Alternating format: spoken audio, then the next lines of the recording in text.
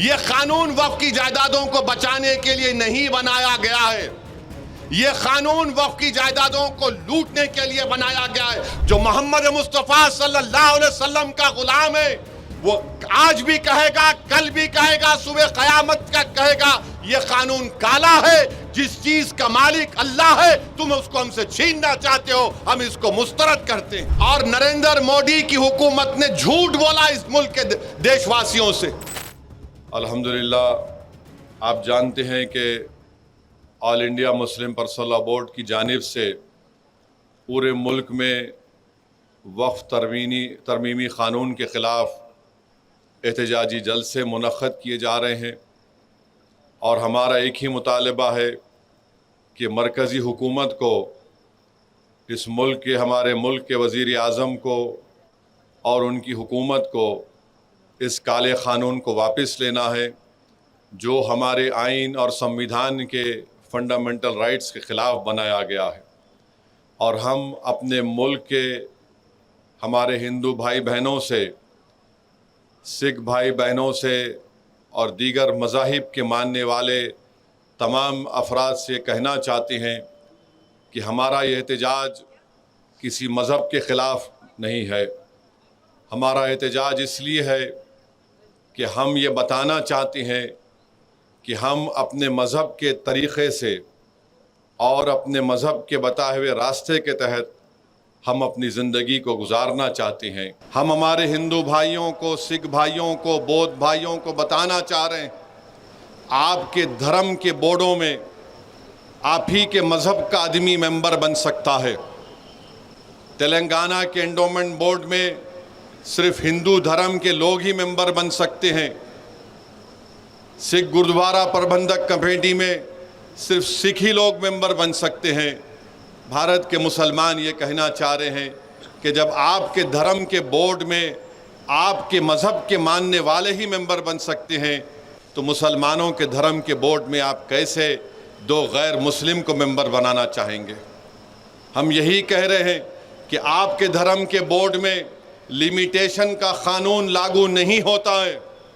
Limitation के क़ानून का मतलब यह है कि अगर नलगुंडे में किसी एंडोमेंट की या मंदिर की या मूर्ति की जायदाद पर अगर कोई कब्ज़ा करके 25 साल से भी बैठा है तब भी वो मालिक नहीं बनता।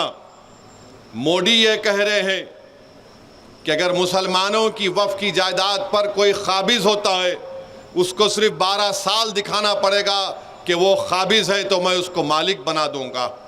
बताइए आप कौन सा इंसाफ है ये?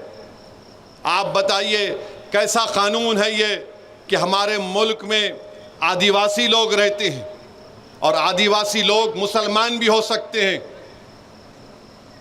पार्लियामेंट में कांग्रेस पार्टी से लक्षद्वीप से एक मुस्लिम एमपी है, हमदुल्ला सईद उनका नाम है, मुसलमान है, आदिवासी हैं, ट्राइबल हैं। उनके वालिद 9 मरतबा के एमपी थे कांग्रेस पार्टी से, राज्यसभा के लोकसभा के डिप्टी स्पीकर भी थे। आपने कानून बना दिया कि शेड्यूल 5 शेड्यूल 6 में कोई वक्फ की प्रॉपर्टी नहीं दी जा सकती है। तो वो जो आदिवासी मुसलमान है क्या वो अपनी जायदाद को वक्फ नहीं कर सकेगा? क्या ये हमारे भारत की आइन के आर्टिकल 14 के खिलाफ नहीं है, आर्टिकल 15 के खिलाफ नहीं है, आर्टिकल 26 के खिलाफ नहीं है, आर्टिकल 29 के खिलाफ नहीं है? इस तरह का कानून बना दिया गया। उत्तर प्रदेश में, हरियाणा में, पंजाब में वक्फ इवैक्यू प्रॉपर्टीज है। जो लोग इस वतन को छोड़कर चले गए थे उन्होंने कहा कि मैं वतन को छोड़ रहा हूं मगर मैं ये जायदाद अल्लाह को उसका मालिक बनाता हूं। तो मोदी ने क्या कर दिया, कहा कि वो सेक्शन को उड़ा दिया, आपने लिमिटेशन के सेक्शन को उड़ा दिया, वक्फ इवैक्यू प्रॉपर्टीज के सेक्शन को उड़ा दिया। अगर नलगुंडे में कोई वक्फ इवैक्यू प्रॉपर्टी है तो वक्फ की प्रॉपर्टी नहीं रहेगी, कलेक्टर उसका, गवर्नमेंट उसकी मालिक बन जाएगी। आप कहां से वक्फ को बचा रहे हैं बताओ? फिर कानून यह बना दिया गया कि 6 महीने के अंदर वक्फ के पोर्टल के ऊपर आपको मौजूदा वक्फ को रजिस्टर करना पड़ेगा और अगर 6 महीने में नहीं करे तो वो वक्फ नहीं रहेगा, कोर्ट को जाओ। और अगर रजिस्टर करने गए तो कोई भी एक जोकर जाकर बोलेगा नहीं ये वक्फ की प्रॉपर्टी नहीं है, तो कलेक्टर साहब खाली इंक्वायरी लिखना उसके ऊपर, इंक्वायरी जैसा लिखे। जब तक इंक्वायरी मुकम्मल नहीं होती वक्फ की प्रॉपर्टी नहीं रहेगी। कलेक्टर साहब इंक्वायरी लिख देंगे और जो भी चीफ मिनिस्टर होगा उनको जाके बोलेंगे आखा आपका काम कर दिया, हम अपनी वक्फ की जायदाद से महरूम हो गए। आप कह रहे हैं कि नहीं कागज की जरूरत नहीं है, तो फिर सेक्शन 3 क्या है बताओ हमको। आप कह रहे हैं कि कागज नहीं है, तो किसने इसको वक्फ किया था ये लिख दो।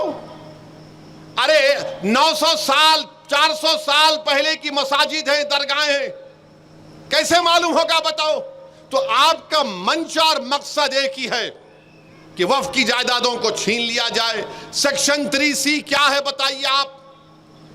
सेक्शन 3D क्या है कि अगर कोई मस्जिद, दरगाह, खानखा, आशुर खाना आसारे खदीमा के तहत एंशिएंट और प्रोटेक्टेड होगा तो वक्फ नहीं होगी, उसका मालिक हुकूमत हिंद ASI होगा। तो क्या वक्फ की जायदाद को छीन नहीं रहे आप? आखिर क्यों इस तरह का कानून आप बनाए और बोलते कि नहीं नहीं पूरे मुसलमान इसकी तायीद कर रहे हैं। अरे जो अबू जहल अबू लहब का जानशीन है वही मोदी के इस काले कानून की तायीद कर रहा है।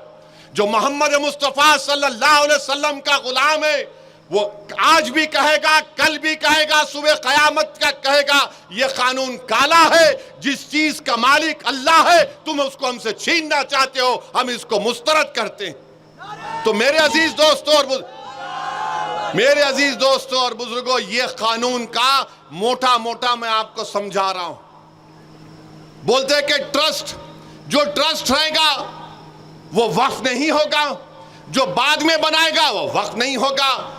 और नरेंद्र मोदी की हुकूमत ने झूठ बोला इस मुल्क के देशवासियों से, कहा कि सेक्शन 2C हम लाए हैं। क्यों लाए हैं? कि हमारे खोजा भाइयों ने मुझसे आकर कहा, अरे मेरे भाई खोजा भाइयों ने, मैं कमेटी का मेंबर था, हमारे खोजा भाइयों ने इस मुल्क के सबसे बड़े वकील को लंदन से लाया, जनाब हरीश साल्वे, किंग्स काउंसिल को लाकर उन्हें कहा कि इस कानून में हमारे बोरी भाइयों को मत रखो, बोरी भाइयों को हमको निकालो इस कानून से, क्योंकि हमारे पास दाइल मुतलक का कॉन्सेप्ट है। आपने उनके खंधे पे रख के तोप चला दी।